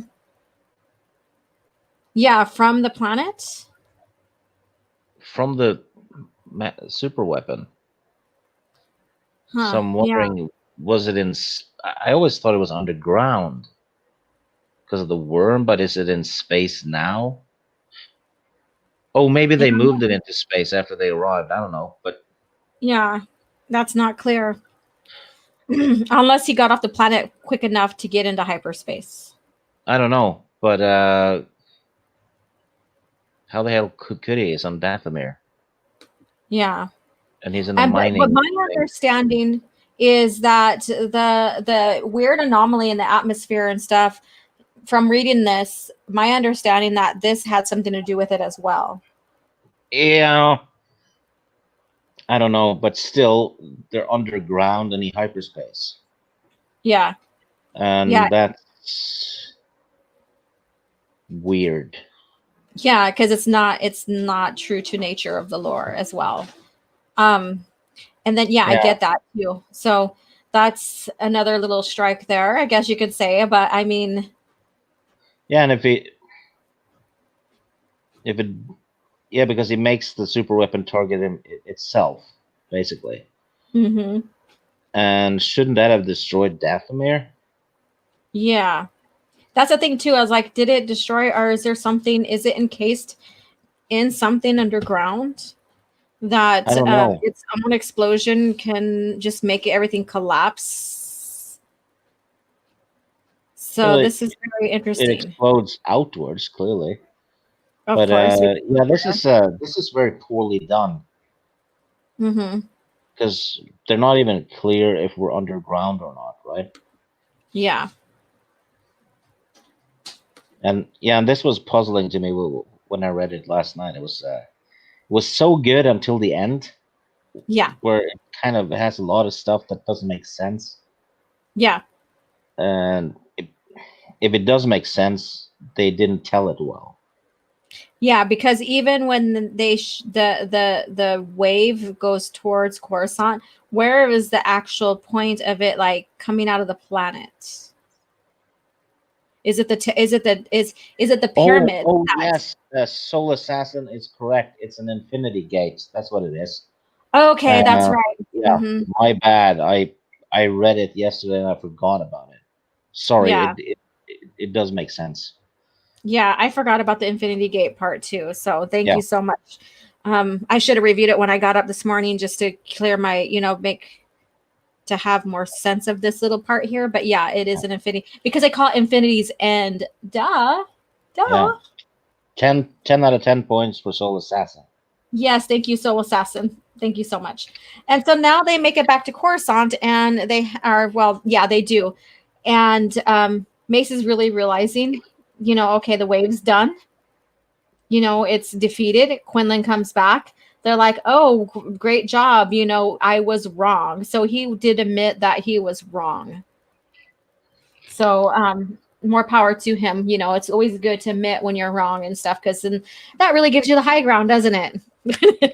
Yeah, In a sense.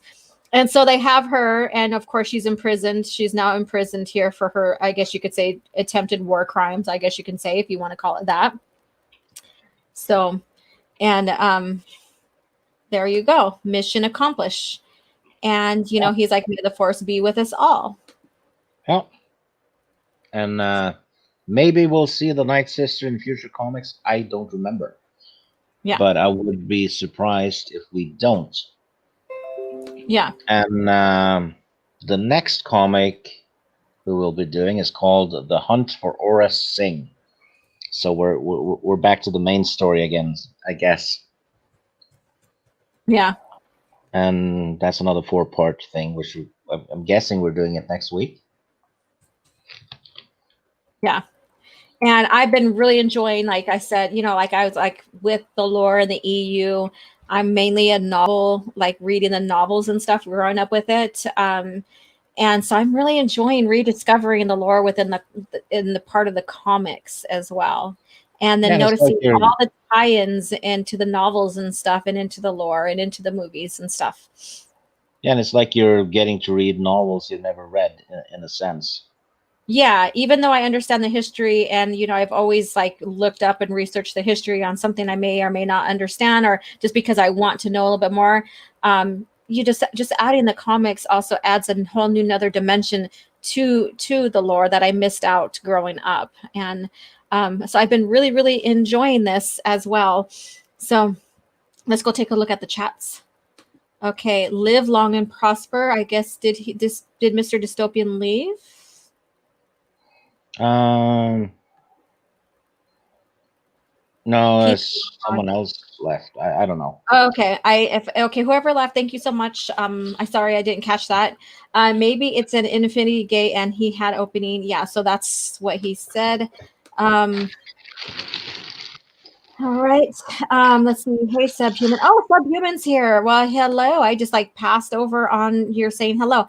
Hi, how are you doing? And I hope you're enjoying your favorite beverage.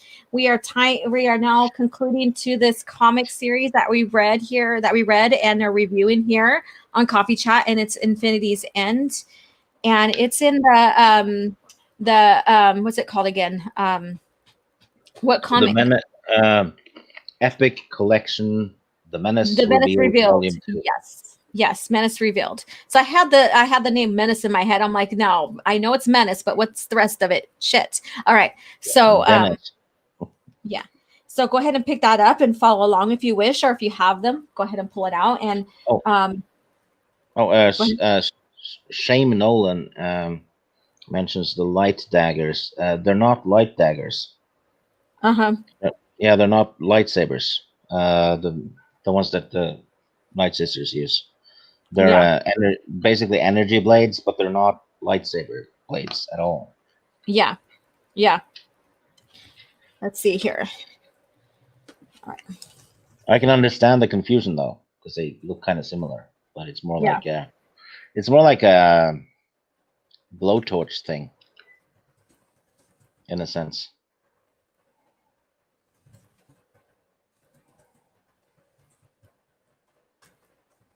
All right. I have to take a quick break real quick. So Stieg, you go ahead and don't raise too much hell, but go over the some of the chat's responses and stuff. Yeah, I can Okay. take questions from the chat.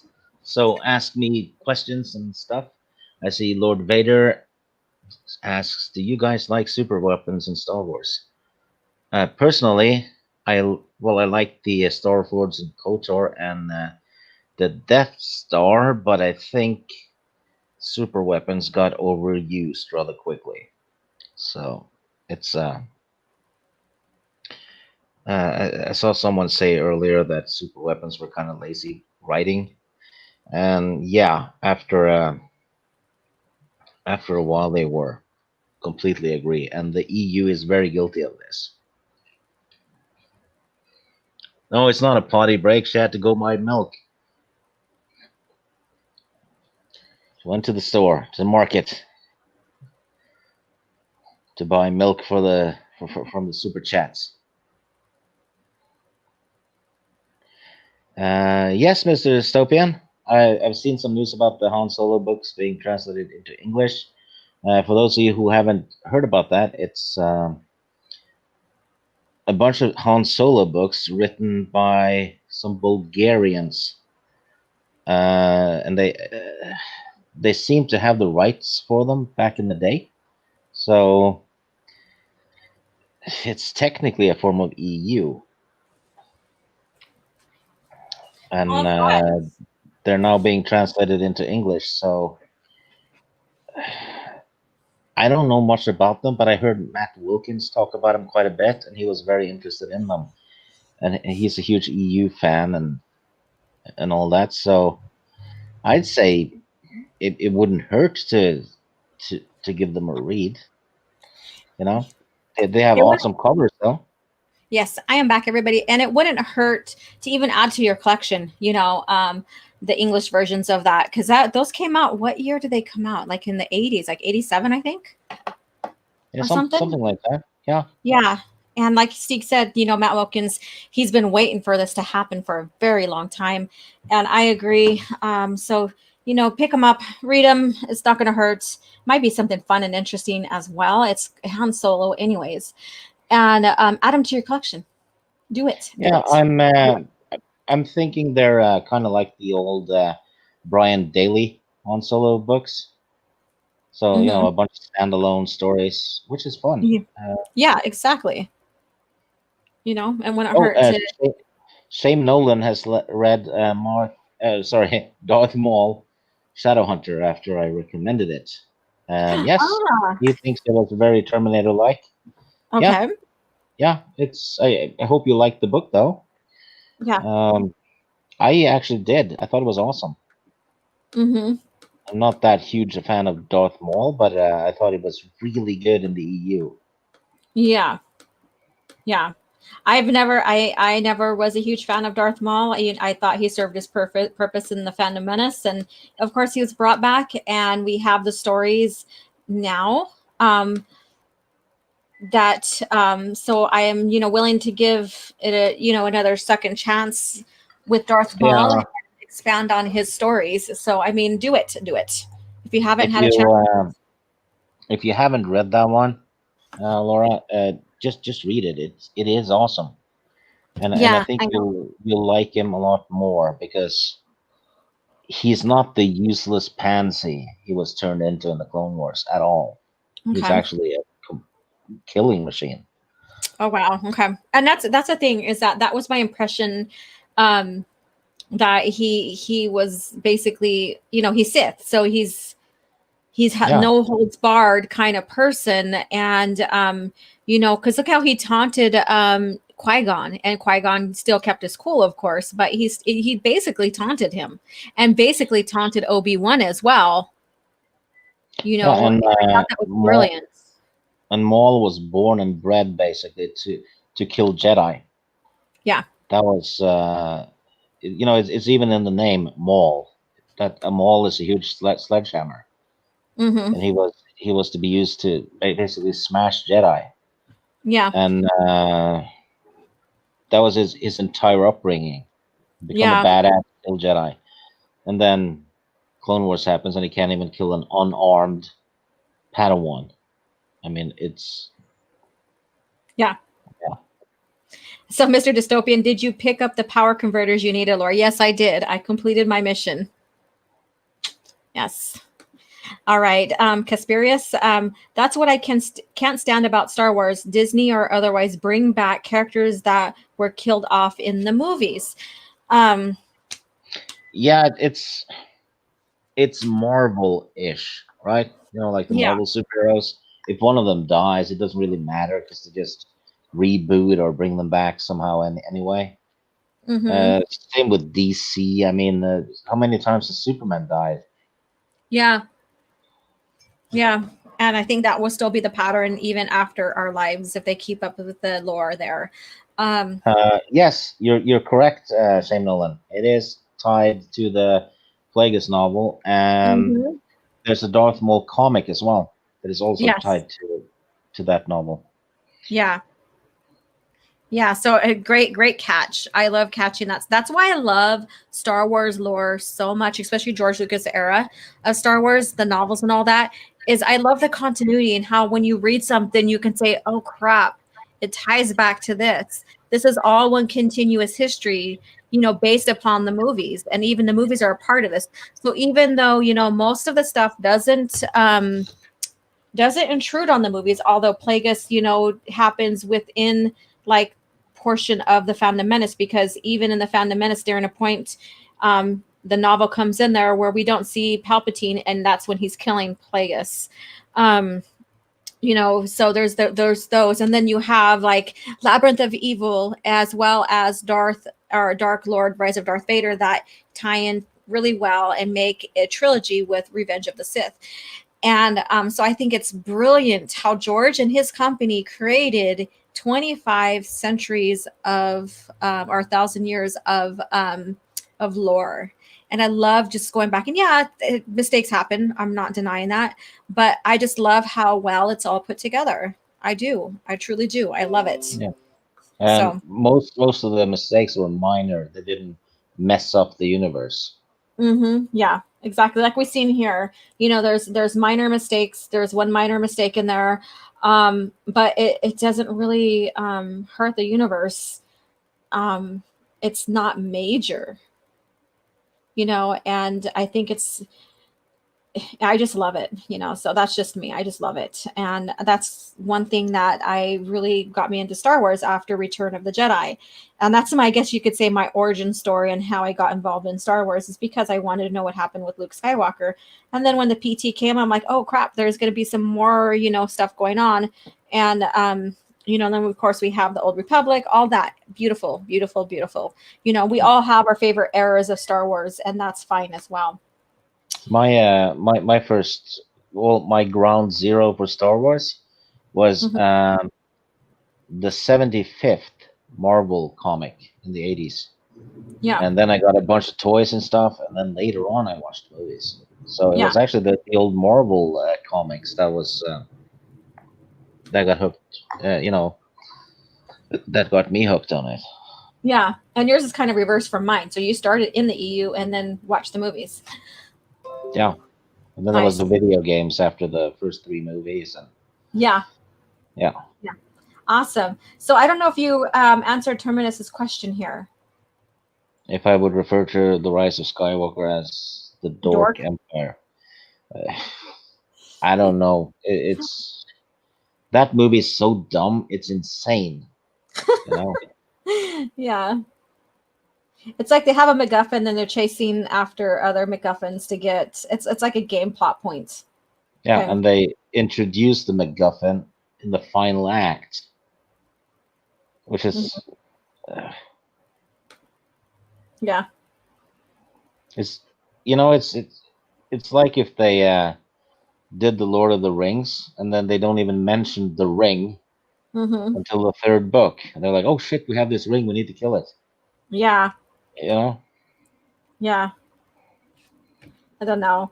Um, I'm like sitting there thinking because thinking, well, I like dressing up for Halloween, and so I'm thinking, well, what should I dress up for Halloween, or should I Jan cosplay something?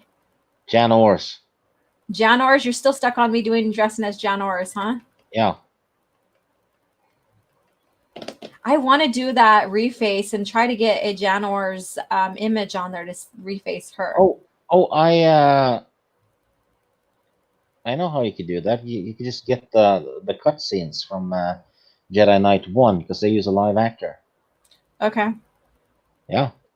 I'll figure that one out and see if I can get it on the app and reface that. That would be friggin' amazing. That'd be fun. So, and I think everybody would agree with you that I would probably make a good, similar impression of Jan Ors, just cosplaying her. So, and what day does Halloween fall on? On a Saturday. Shit. Yeah, because Yeah, it does. yeah, it's when we do the movie streams on Christie's channel, Yeah. the top 10 stuff. So looks like we're doing a top 10 horror movie of all time on Oh, Halloween. fun. Okay, that's why you remember that. I was like, damn, you're already over there, and I don't know this Yeah, American that's holiday, but you do. yeah. It's the only reason why I know. Okay, all right. I feel a little bit better about my life. No. Yeah, so maybe I'll do that. Maybe because I messed up this last Sunday of the month, the 26th. I was supposed to do another fan film watch party for the channel, and I forgot all about that because that's one thing I want to do once a month. And so Halloween would be the night I would do the fan film watch party. So I wonder, those who know any fan films, Star Wars fan films out there, what should I do? Is there any kind of We could Halloweenish? do the Kenobi and Vader fight. Have you done that? Mm-hmm. Okay. The one with the extra Yeah. Yeah. If it's stuff. kind of short, then I may do two. So we'll see. So you guys keep up to date or keep watch out for that. I've That enjoyed doing the watch party on Thrawn trilogy. that would make it OB2, not OB1. OB2, huh? OB2. It was around 75 that I started collecting comics and getting into Star Wars as well. Thank you so much for sharing your origin Yeah. stories with Star Wars. Same as Um, me then. yeah, Issue 75. It's when they're on the water planet and they meet Cairo, who is a aquatic guy, very yeah, good at fighting with a sword. Awesome character. yeah. All right. So, Lord Vader, my experience to Star Wars started with the prequels, and I grew reading some of the EU books, and I also grew up watching TCW. Okay. Holocron Library. Fox Furloni is a good one. I see Ewok costume. I dress up as a little. I'm short. I'm a tiny woman, so I could probably pull off an Ewok, but no, I don't know. OG would look good infinitely with better. Or wait, OG would look infinitely better Batwoman. Oh, another Batwoman request. All right, technically, it's European holiday religious as Halloween Eve, All Souls Day in Catholic Church. Yeah. Um, Yeah. It's actually a Celtic mhm, holiday. It's called Samhain. mhm. Witches like it. People who think they're witches today, or maybe they are witches. I don't know. Yeah. But it's an old pagan Mhm. holiday. Yeah, and then they wanted to convert the pagans into Christianity or into the Catholic Church, and so they started, using these pagan holidays and switching them around to make it look or make it in more better sense the church or whatever. There's I can go on for days for how they switch things around to convert people and assimilate people to the church, but I'm not, this is not what my channel's about, but my people experience the same kind of thing. And so, We did too. hmm yeah. So Darth Maul Apprentice, I think it was called. Oh yeah, he's referring to when the wall killed the Wampa. Oh, did I miss Yeah, something? Are you guys talking yeah, about that? it's way further up, but Okay. yeah. All right. Revan versus Nihilus. Is that a fan film? If it is, you know what? Share either DM me or share the link with me on Twitter, because I do need to have something up there. So TIE Fighter fan film is tribute to 80s anime. Very good. Okay. Yeah, that one was good, and I hate anime, but that one was Yeah. good. That's what the Mhm. Clone Wars should have looked like. Yeah. That kind of animation, and it was gritty, and it's Yeah. supposed to be war, not slapstick and cartoony. Like the Clone Wars. It's just yeah. Mm-hmm. If they'd done Yeah. it like that, it would have been awesome. Yeah. Okay. I did not even. I didn't play the Jaina versus Darth Cadus fan film either yet as a watch party, and that is Invincible. So that's the last novel in Legacy of the Force, when Jaina and her brother, have their confrontation, and maybe I'll air that too. I don't know yet. That's a really good fan film as well. Oh, I misunderstood. Casperia's Darth Maul Apprentice is a fan film.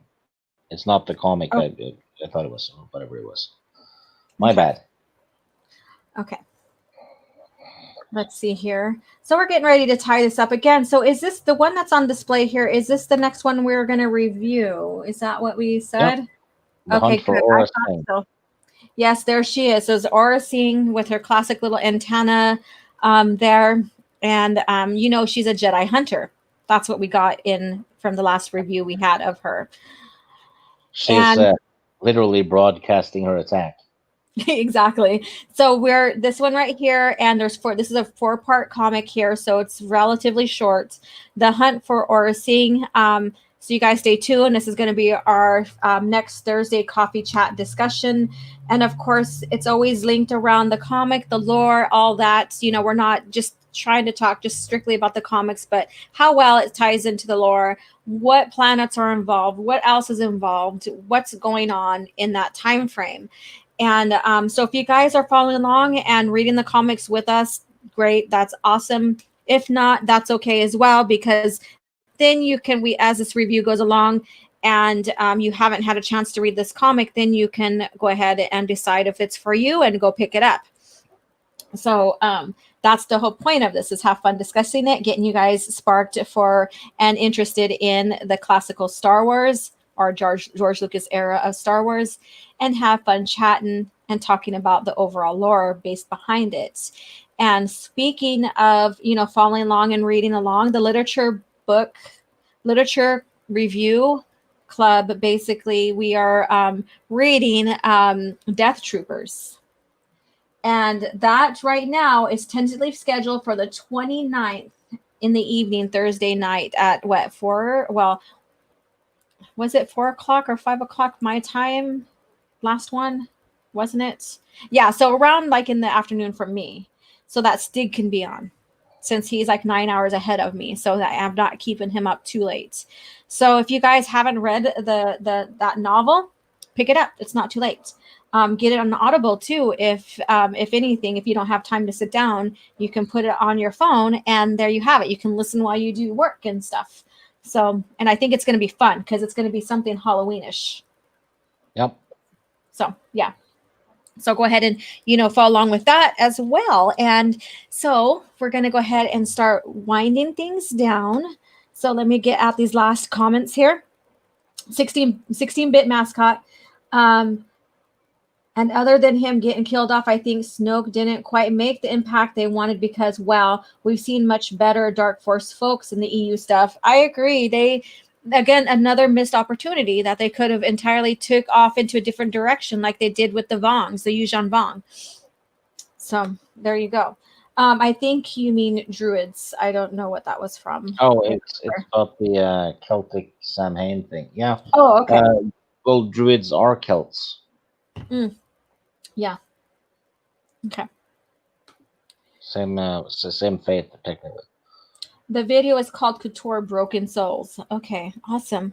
See, and then this keeps it going every month. Once a month at the end, the last Saturday or Sunday of the month, I'll be doing a watch party reviewing fan films just to recognize, all the greatness that these fans are creating. Some of them might not be as good as others. I mean, everybody's going to have their own opinion on them and stuff, but I think it's to celebrate that George Lucas during his time in ownership didn't mind these fan films going on and stuff, and he didn't mind parodies either. So, Oh, back then they even rewarded fan films. Yeah, troop fan films. It's like cops, but with stormtroopers. is that one too? Yeah, probably. Yeah, Troops is very funny. Oh, okay. And thank you, Lady Toriel. Again, she is one of my channel members. Thank you so much for the continued support. And if you guys are interested, you guys can also become a member as well. Either way, I am, very honored to have your guys' support here. So we've been going strong between 18 and 25 people here. So that's great for a afternoon or early morning, in my case, show. So thank you guys so much for coming in and being dedicated. I just scrolled over by accident. Educate me on the goodness of pre-Disney Star Wars. That's what I'm here for, darling. And that's and Stig too. You see him on Twitter and stuff, but I think he kind of is on don't, get off my lawn kind of attitude right now. On Always been a get off my lawn attitude. Yeah, get off my lawn. All right. Because that's the issue going on beyond Palpatine. He was the Sith who came around like 1,000 years later and took over the whole galaxy. So that's like the ultimate big bad Sith dude. Yep. All right. I saw someone making live action Shadows of the Empire. Oh, really? Yeah, that's the same. I wonder if it's the same person who did the Solos duel from Inferno. I'm very curious. I need to find that.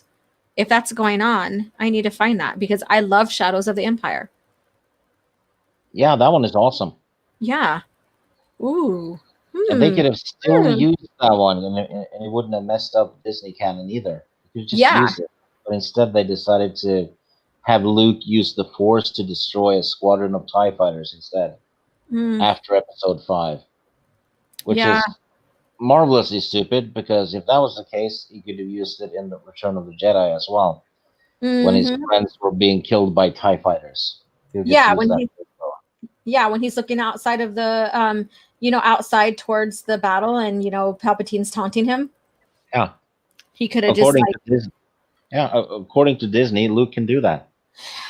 What happened to progression with Luke, right? It's like he's regressing. He's regressing. They're doing regression and not progression. If you think about it, if he could do that, he could have just done the same thing to the enemies in The Last Jedi that were on that planet, and they were going to kill the rebels. Yeah. Oh, on not Hoth. Yeah. I'm not Hoth. Yeah. All he had to do was use the same power on the ATs and all that, and problem solved. Yeah, I know. So it's canon that he knew how to do that. I know. Like I said, it's like, we've seen this perfect progression of Luke and his powers, even between, Empire Strikes Back and Return of the Jedi and Shadows of the Empire, where he's still kind of failing even at mind tricks. In a sense. He had Holocron Library Fox is correct. The Celts were a people, not a religion. Not all druids were Celts. This is true. Yeah. But the Samhain thing came from that area, I guess. Yeah. Yeah. So I was being roundabout when it comes to it. Yeah. Just generalizing. Yeah, and that's fine because you still got the history right too, and so did he. So that's cool. Holocron, Library Fox, Mr. Dystopian. Okay. Let's see here. A OG Star Wars, and then he goes, "Hey." So I guess that's what you meant. Hello, Willie Warwood. How are you doing? All right. It's spell Celt, right? I think that's CELT, Celt. You can spell it both ways, actually. Okay. Hi, Willie. All right, and we're gonna finish up here. The Celts loved their not artwork. Hmm. Let's see here.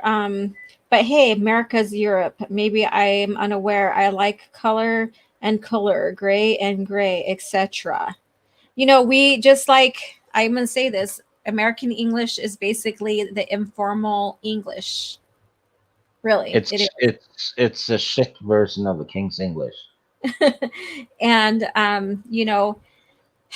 and that's like when and I'm going to say this, that's like when, and my father was stationed, he wasn't stationed, but my grandmother was stationed in Spain. So my dad, he got to live there for a few years as well.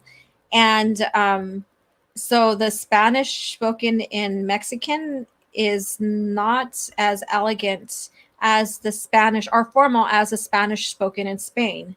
So there we go. So when the languages were brought over, they started evolving and changing into their own. So we don't speak proper English basically here. We don't. All right. Ooh, okay. German. Well, that explains why I didn't think it of that way. No worries. And yep, OG. The channel is called Star Wars Beyond. Okay, thank you. I'm gonna have to check it out. Thank you so much, Star Wars Beyond. I'm gonna write that down. Yeah. All right. So Stig, go ahead and tell them where they can find you and what's going on with your channel. Well, usually here and there on this channel or Christie's channel, or sometimes I'm on Chris Knight's channel. And what else? There's something else. Oh, Sport Kings channel, the Game of Thrones book club. But I do have a tiny channel myself. I don't give a crap about my channel, though. To be honest, I'm not a YouTuber, but I do put out a video now and again that people seem to like them because Yeah. they're, well, it's like disturbing non-PC kind of stuff I put out. Yeah. All kinds of nonsense, but Yeah, it's refreshing. I just got done watching before we came on here. I just got done watching his latest. So yeah, top 5 lists things. Yeah. I think you guys will have a nice little laugh and it's not even 4 minutes. Yeah. But it's quite entertaining. So go check it out. And his link is in the description below on my channel. So, of course, go ahead, and if you need, you can either type in his handle for YouTube, or go and click on the link or whatever, but go check it out. Holocron Library Fox. I realize that because of the confusion of languages and the influence of Latin on English, many today say Celt for the written Celt. When it's a K sound, I use the K because it's an unambiguous. Okay. Yeah, because there's a football team in Scotland called Celtic. When it should be Celtic, shouldn't it? But it's pronounced Celtic. Yeah. It's probably, well, it's one of the 2 biggest clubs in Scottish football. And by football, I mean European football, not the rugby stuff they play in the United States. It's soccer. Yeah. I would say that the origin of where the language comes from and is spoken like for generations is the more proper form of it, even if its own evolution. It is. Just like, with my language, Lakota, that, I have, family and my tribe still speaks, even the answer, even over time, yes, it has evolved, but when you look at my ancestors and stuff and what they spoke, it's more proper than what it is now. But evolution does happen. I can't say it's evolved in other countries, so I can't really compare, but I think where the origins of the language, where it comes from, is more proper than when it's adopted out and changed over centuries. Then it becomes something else. It does. And it's rightfully so, because when you look at the Spanish or the Mexicans, there is also like some native influence in the language as well, that there's stuff changed according to that as well. So yeah, Spanish is very different. On one word can be a compliment to someone and an insult to another. Yeah, and I think that's language in general. All right, so we are like stuck on Lakota, which is basically in America. It's also Sioux. But Lakota is the proper name. All right, so you guys can find me here on my channel. You can find me on Twitter if you haven't been following me. Tonight, I'm going to be on Queen's Council. I may pop in late, depending on the schedule and what's going on in the house. So that's on Lorena's channel. So follow me over there for Queen's Council. That's around 7 my time or 6 my time, Pacific Standard Time. And again, you watch out for lore videos. I know I haven't been committed much to put any up in the last couple of weeks. My schedule kind of shifted a little bit to college schoolwork as well. And but I will have some stuff up. And then again, every once a month, the fan film party watch. It's at the end of the month. And then right now, every Thursday evening, once a month, at the end of the month too, as well, is a literature review club. And it'll be myself, most likely Stig, and maybe a couple other panelists on here as we go over the book and the lore pertaining to the book that we're reviewing. So again, thank you guys so much for following or participating in this and going along with the comic review. And again, the comic is the Hunt for Aura Singh, which I think is going to be very exciting. She's a very intriguing character, to say the least. So I think it's going to be a fun review. And so we'll catch you next Thursday at the same time, 9 a.m. Pacific Standard Time. And may the force be with you. Take care and be well.